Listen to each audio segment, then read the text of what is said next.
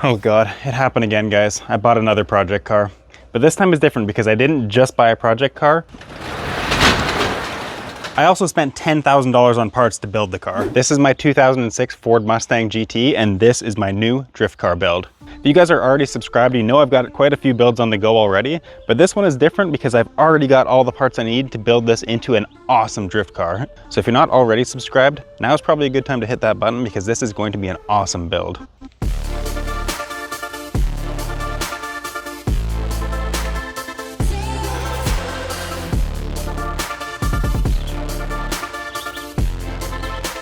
Being a GT, that means this baby's got a 3-valve. So not only does it sound phenomenal, this thing's also really quick too. Got about 300 horsepower and 300 pound-feet of torque. I come from the world of drifting 4-cylinders, so having this much power is gonna be a bit of a shock, but I'm really looking forward to getting this thing out on the track to see what it feels like. I've heard people say that if you can drift an 8.6, you can drift anything, so I'm pretty stoked to get this out on the track to see if that's true. And let me give you a quick little walk around here. She's got a little bit of cream on the back window here. I'm not really sure what that's about, but I haven't tried to clean it off yet. It's on the inside, so hopefully that's not too hard to clean. And it's definitely not mint. She's got lots of little paint chips. The bumper's broken back here. Let me see. I think she's got a little bit of rust on the front fenders here, just a little bit of surface rust. And I think you can get touch-up paint right off the shelf for these things. Oh, also forgot to show you, we got brake caliper covers, front and rear. You can't put a price on that. Okay, moving over to the interior. This thing's got the premium package, which means we got leather seats. Oh, let me get in here.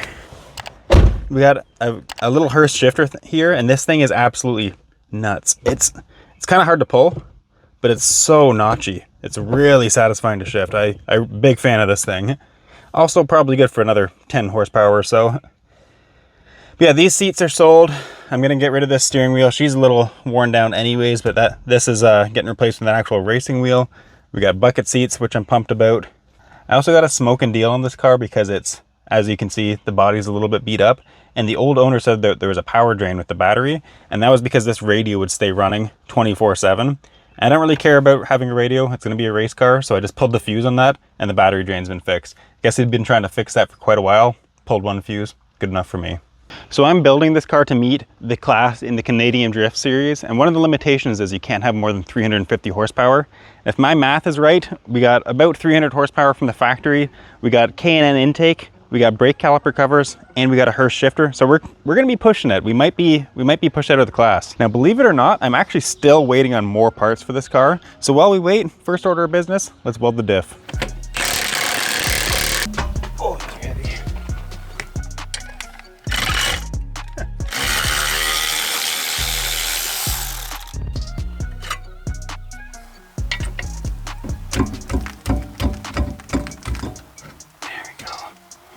Okay, I know I said I'd check back in once we were done the other side, but I couldn't help myself.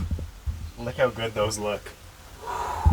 And nailed the fitment. That is bang on. That is perfectly flush with the fender. I am stoked. Once this thing is slammed, got some rubber on there, it's gonna look so good. So that side's all dealt with, went way quicker now that I knew kind of the strategy, where to get the impact gun, things like that. So now we're gonna tackle getting the diff cover off. And as you can see, panhard bar and maybe even the sway bar might be in the way. We might be able to get away with leaving the sway bar on, but it looks like getting the panhard off is gonna interfere. The sway bar is gonna interfere. So this looks easy enough to take off. It'll be nice to have the extra clearance anyways. So I'm just gonna unbolt all that stuff and we'll tackle the cover.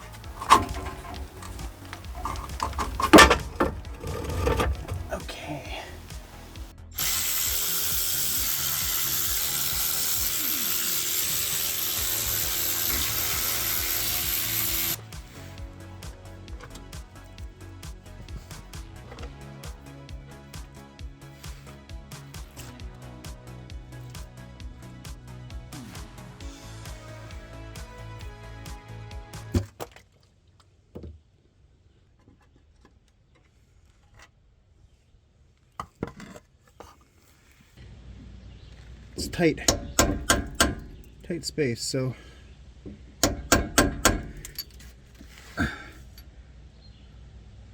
I'm doing here is marking these end caps so that I know which way to put them back on, which side is up. So I put 2 marks on the passenger side, 1 mark on the driver's side, both on the top side.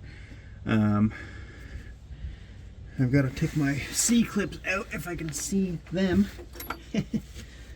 Okay, one thing I can do right now, I got to take this little bolt off here, and that will let me slide the pin out in the middle. So what I'm doing here, putting a rag in the pinion gear, that way I can pull down on this and she'll stop moving. That way I'm not fighting against the diff the whole time. Oh boy. Okay. That definitely looks broken to me. See that thread on this side here? And from what I've seen in videos, these things are supposed to be long. Yeah, that definitely broke. Okay, so I did some Googling and it turns out I did snap this bolt. I was flabbergasted because this thing is in an oil bath. I had no idea how this could possibly be seized. And it turns out it's kind of a common issue because Ford put way too much Loctite on these tiny little bolts from the factory. So while I was waiting for more parts to arrive, I was plugging away on next week's video. So if you guys still aren't subscribed, now is probably a good time to hit that button. Got a replacement bolt here, and as you can see, there is like a half a thread. Hopefully that's focused. There's like a half a thread still in there, so it's barely hanging on. So I've been coming up with a plan, and I think I'm going to use this broken piece of bolt. I'm going to throw this in the drill press and drill a hole straight through the middle of it. I'm going to screw this back into the diff where it came out of, and I can use this as a jig to drill into the part that's still remaining in the diff, and that way I know I'm drilling straight in the middle of it.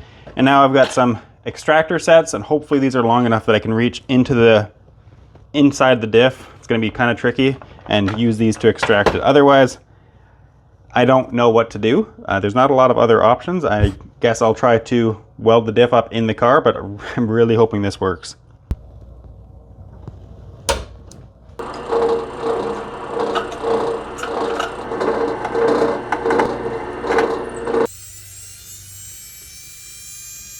Oh, no, it's going in.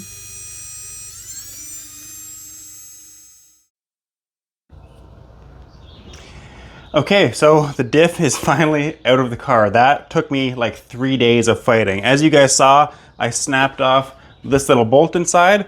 So I started trying to drill it out, and then I was making some good progress. And as you can see, I snapped off the extractor inside that hole. So that turned into a fight. So I was like, whatever, I'll just cut the pin out of the case. Well, didn't I start cutting on the wrong side of the case first? Eventually, I realized I'm an idiot and cut the right side, got the pin out, started to hammer it through the case because people said it can fit through to the back side and will fall out. Not true. It wedged against the back side of the case. Fought with that for an entire day. Finally got the pin free, finally got the diff out, and now we are ready to weld it.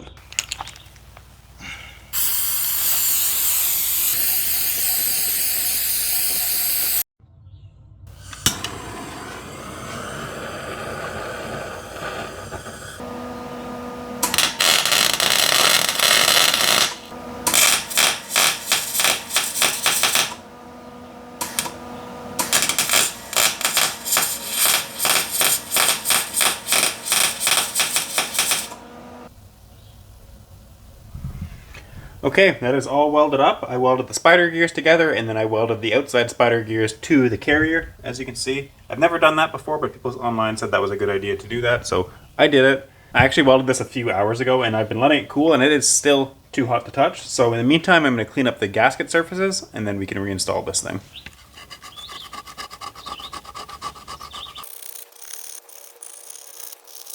Okay, diff has been reinstalled, and because it's been out for a few days, mud hornets have made nests in 2 of these holes. So I have to get a pick and clean those out. But for now, let's put some RTV on this thing and get her sealed up. I don't know if there's a exact science to this or not. There probably is a right way to do this. I'm going to do it my way.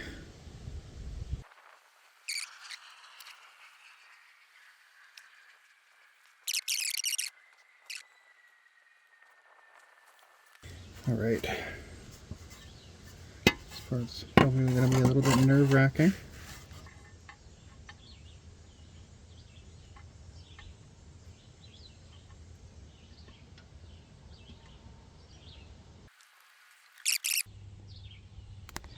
Okay, the diff is all buttoned up.